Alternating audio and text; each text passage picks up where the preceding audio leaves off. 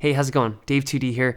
So right now in early to mid 2018, we're actually seeing a lot of laptop companies coming out with their 8th generation laptops. So they're Coffee Lake H processors, which are really powerful.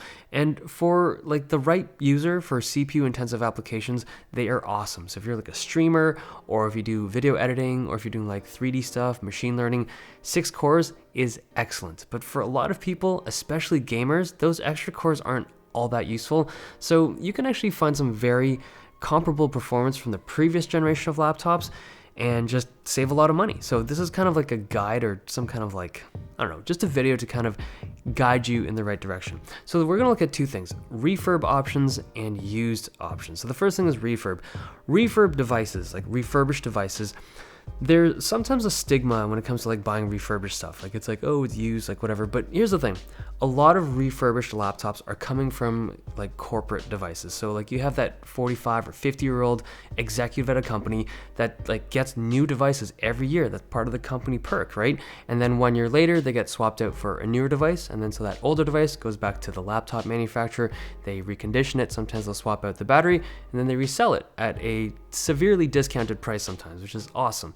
And so those devices that come from corporate ownership are just, they're so lightly used that they're basically brand new. And if you can get your hands on some of those, sometimes it's like really good pricing. So refurbished options are excellent if you buy it from the right brand. So Apple, they have excellent refurbished options. Like some of the stuff that comes from Apple it's basically brand new when you buy a refurbished. It gets all the warranty and everything. But if you're talking about gaming laptops, the one brand that comes to mind, the one brand that really sticks out as like being an excellent option for me is Dell. They have what I would consider, like they have a very big corporate market, so they have a ton of consumers out there, and like that whole corporate ownership that I just described, that happens a lot with Dell devices.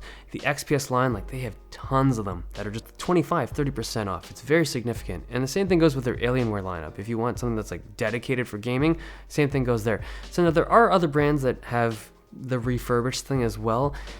Acer, Asus, they all do it, but the difference here is that the discount isn't as substantial. I think a lot of that comes from volume. I think Dell just has a really big corporate or enterprise market, so they just have a lot of stuff doing this whole refurb cycle.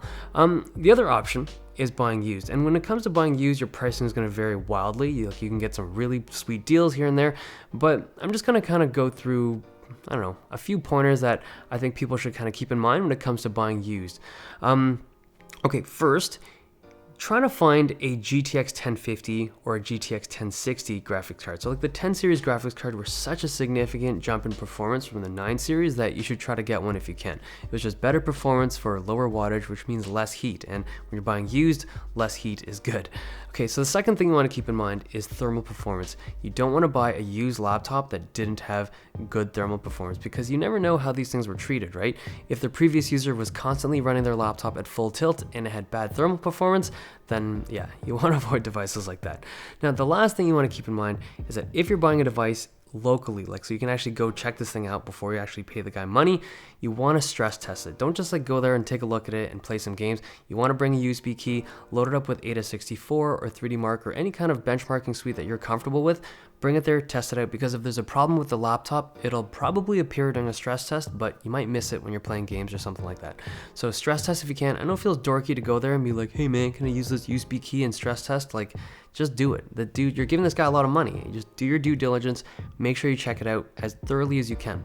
Okay, that's basically it. I mean, there's a lot of really cool devices coming out right now. 6-core device that is really powerful, but for gamers, this is just a really good way to save some money. Okay, hope you guys enjoyed this video. Thumbs if you liked it, subs if you loved it. See you guys next time.